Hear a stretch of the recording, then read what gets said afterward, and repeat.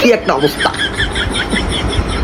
বাংলাদেশে একজন বেডা আক্তার বেডি, কে জানেন? অবশ্যই জানেন। যদি না জানে থাকেন তাহলে আপনি কোনো মানুষের কাতারেই পড়েন না। বাংলাদেশে বর্তমানে বেডা আক্তার বেডি হইল এডলাব খান। সে নাকি আবার সুদর্শন পুরুষ। ভাবেন একবার, সে নাকি 40 কেজি গহনা গায়ে পইরা এরপর সে নাকি মঞ্চে নৃত্য করে। মানে কি একটা অবস্থা।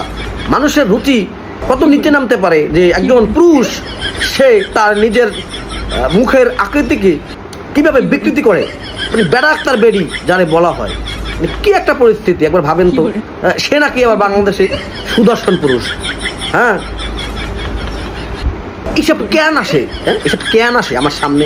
আমি কেন ফেসবুক ইউজ করি আমি বুঝি না কিছু। এইসব জিনিস আমার সামনেই আসা লাগবে কেন রে ভাই?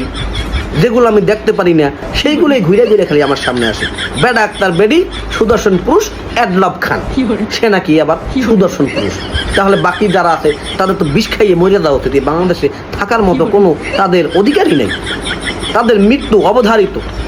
তারা যদি মৃত্যু গ্রহণ করতে নাও চায়, তাদেরকে এই এডলাব খানকে দেখা তাদের এই পৃথিবীতে বাঁচার অধিকার নাই। সুদর্শন পুরুষ এডলাব খান। কি একটা অবস্থা।